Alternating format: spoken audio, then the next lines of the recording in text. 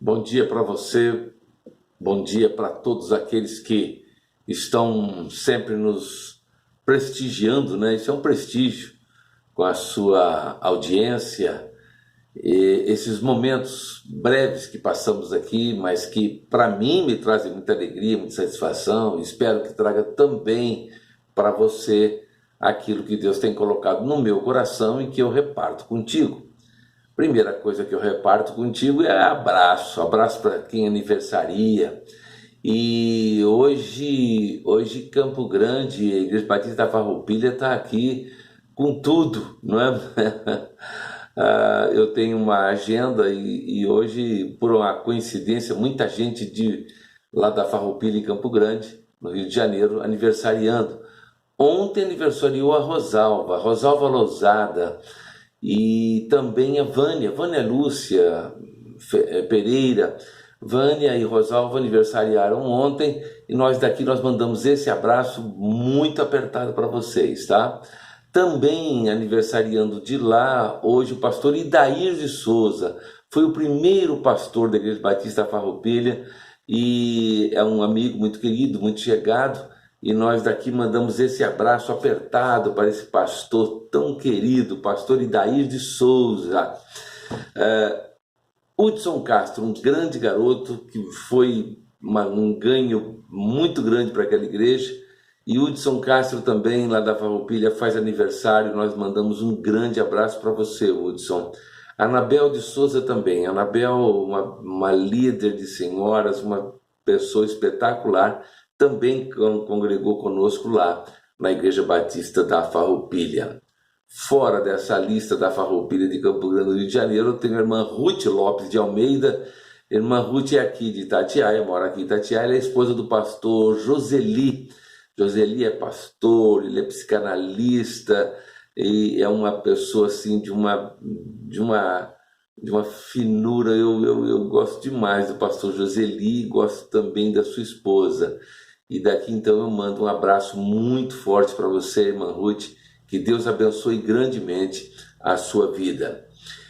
Mando outros abraços também, que são pessoas que nós amamos, daqui da Igreja Batista Liberdade em Resende, João Garcia Braga, meu amigo Jó.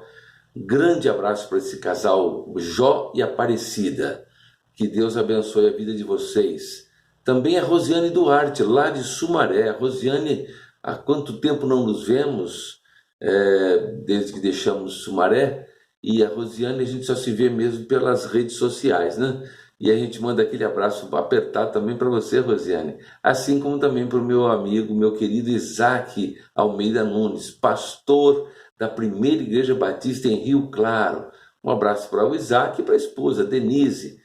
Gente muito querida, que não nos vemos desde a nossa mocidade, que não faz tanto tempo assim, eu sempre digo isso, né?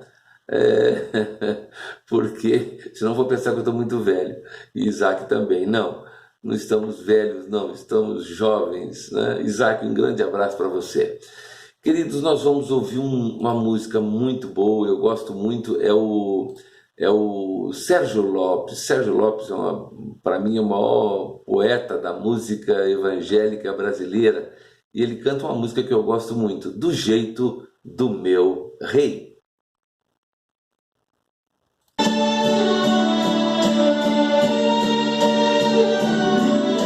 vida já me permitiu desfrutar do tempo que foi dado por meu rei, meu amigo.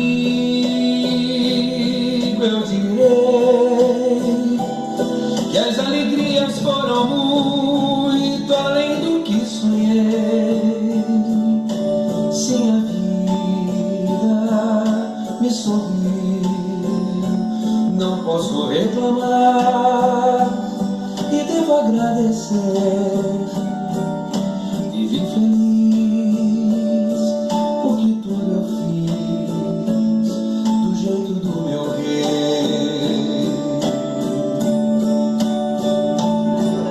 Se muitas vezes eu pequei, como um filho arrependido eu implorei perdão. Eu sofri quando errei, mas o meu rei sempre me ouviu e estendeu minha mão. As muitas noites que chorei não foram mais que os dias que sorri. Vivi feliz porque tudo eu fiz do jeito do meu rei. Meu rei amor, que tanto lhe feriu e perdoou que tanto lhe traiu. Ele abraçou o pecador, pagou o ódio com amor e por onde passou cessou a dor. Tente entender, esse é o jeito de viver, do jeito do meu rei. Andei por onde eu bem quis, nas estradas que escolhi, do seu começo ao fim. Se em atalhos me perdi, ferido na escuridão, meu rei buscou por mim. Porém jamais me iludi, sempre entendi que quando eu precisei, vivi feliz porque tudo eu fiz do jeito do meu rei. Olha o homem que não tem fé, que pensa que alguém notável é, mas nada tem que levar quando o destino lhe soprar. Qual chama o vento logo apagará. Eu poderei recordar cada momento que eu vivi do jeito do meu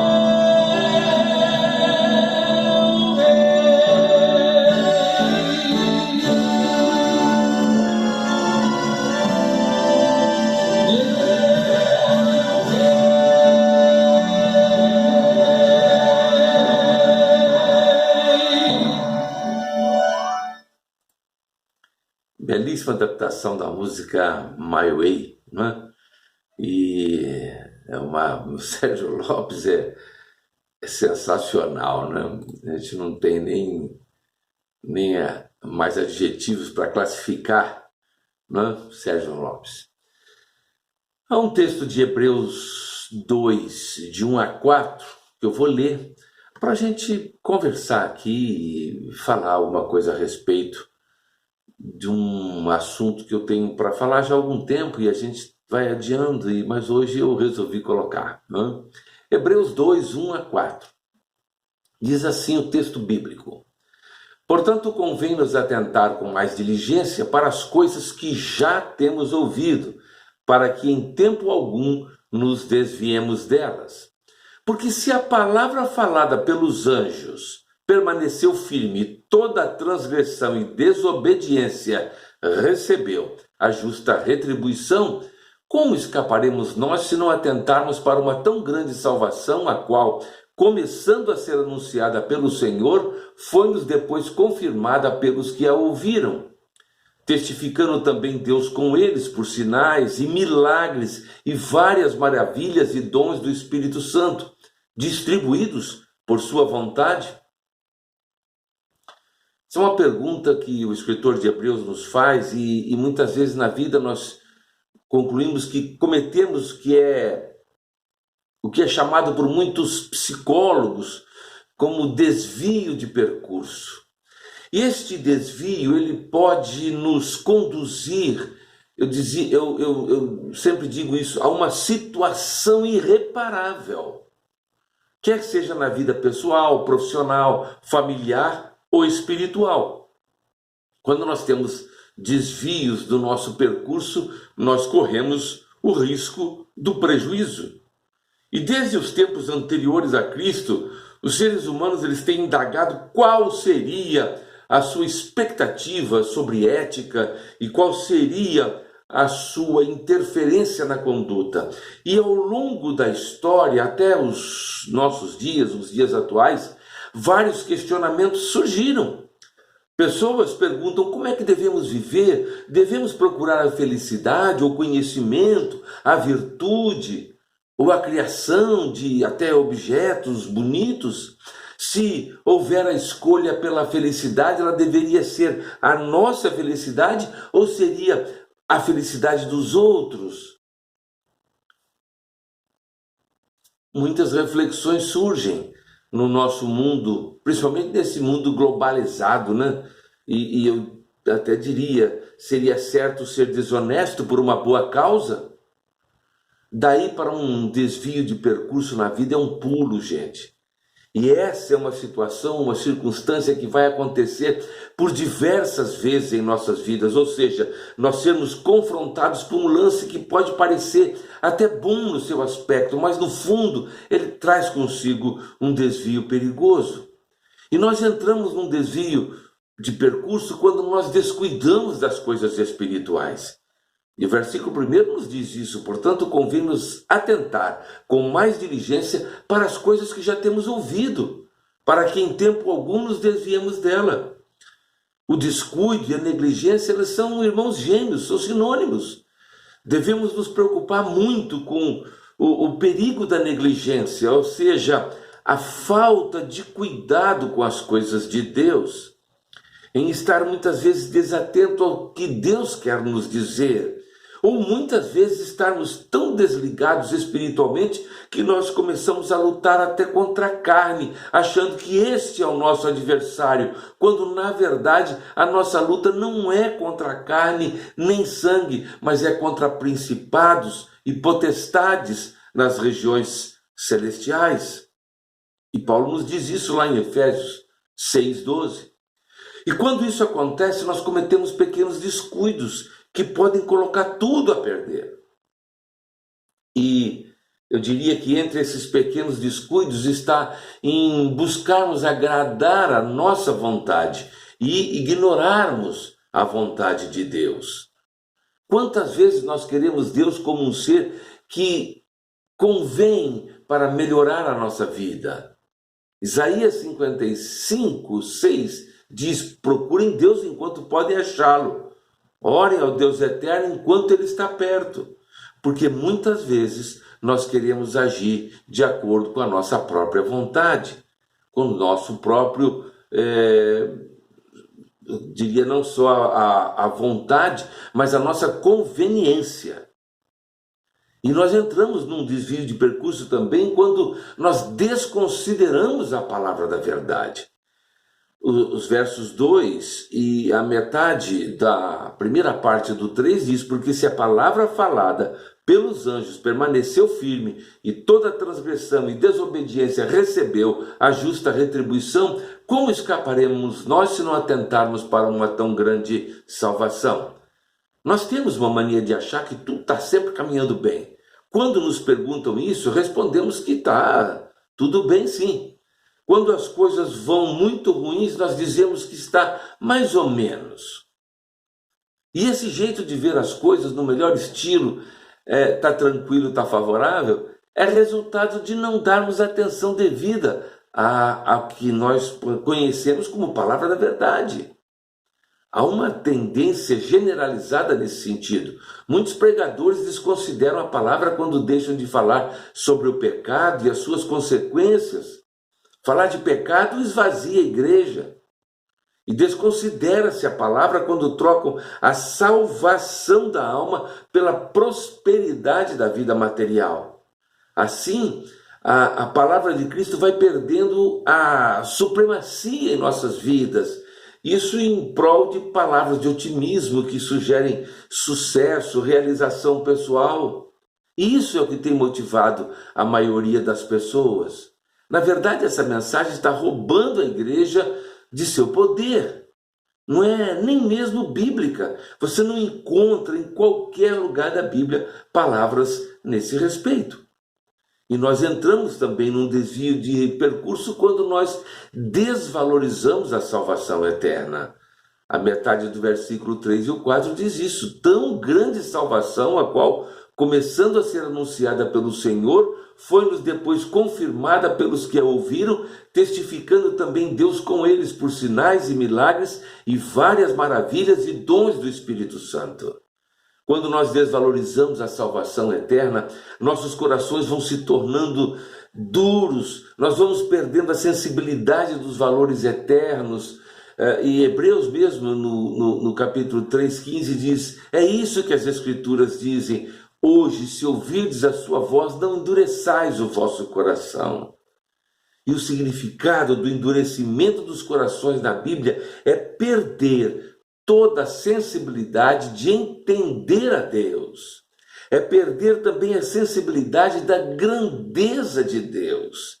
Ainda é perder a sensibilidade das coisas sagradas. É perder a sensibilidade de se arrepender dos pecados e aceitar a salvação. É perder a sensibilidade da palavra de Deus, não se sujeitando ao seu aprendizado. Esse é o retrato de uma pessoa insensível. E os insensíveis, eles ridicularizam as palavras sagradas que o Senhor coloca na boca dos pregadores. Isso em confronto direto com a obra do Espírito Santo. Não dão seus dízimos, nem ofertam, são donos de uma verdade que só eles aceitam, não ajudam em nada, não colaboram em nada, mas querem receber tudo, só querem aparecer, não prosperam, não saem do lugar, são verdadeiras estátuas dentro das nossas igrejas. Deus quer dar vida para esses tais, mas eles rejeitam ouvir a voz do Espírito Santo e, consequentemente, desvalorizam a salvação eterna. E eu quero concluir dizendo que a salvação eterna, ela se confirma pela palavra de Deus, pelos milagres, pelas maravilhas, a ação do Espírito Santo, como nós vemos no versículo 4. E eu termino lendo para você ainda, mais uma vez, os versículos 3 e 4. Sendo assim, como é que nós escaparemos do castigo se desprezarmos uma salvação tão grande? Primeiro, o próprio Senhor Jesus anunciou essa salvação, e depois aqueles que a ouviram nos provaram que ela é verdadeira. Ao mesmo tempo, por meio de sinais de poder, maravilhas e muitos tipos de milagres, Deus confirmou o testemunho deles. Que não corramos o risco de nos desviarmos do percurso traçado por Cristo para nós. Vamos dar maior atenção e prioridade às coisas espirituais e vamos relegar as materiais. Vamos dar maior valor à palavra da verdade e menos valor às mentiras de Satanás.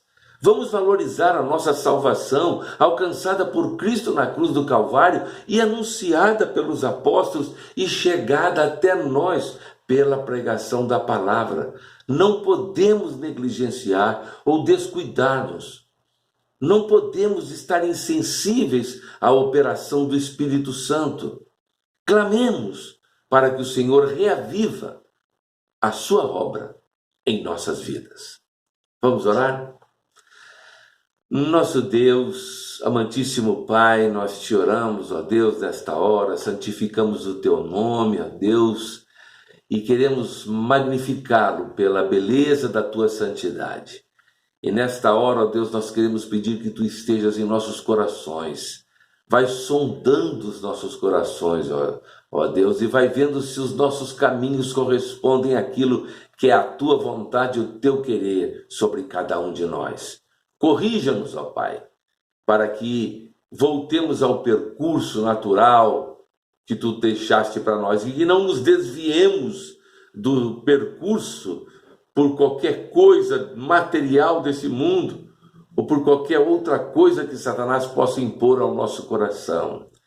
Ó Deus, Não permita, ó Deus, que nós venhamos a testemunhar negativamente daquilo que Tu tens feito em nossas vidas. Ó Deus, Te pedimos proteção, orientação, principalmente nesses tempos de coronavírus, para que nós possamos nos comportar, ó Deus, não apenas individualmente, mas como igreja, neste mundo tão, ó Deus, dolorido por perdas de parentes, de amigos, de pessoas muito próximas. Ó Deus, quantas pessoas têm perdido a sua vida e quanta tristeza isso tem trazido às famílias. Ó Deus, vai trazendo o conforto, o consolo para todos, ó Pai, aqueles que perderam seus familiares, mas que em tudo, ó Pai, nós possamos ter a certeza de que um dia nos encontraremos todos na glória. Ó Deus, vai perdoando os nossos pecados, ó Pai, vai ouvindo a nossa oração, porque nós a fazemos sempre, a fazemos em nome de Jesus Cristo, o Teu Filho amado. Amém, amém. Que Deus nos abençoe e nos dê uma excelente semana na presença dEle.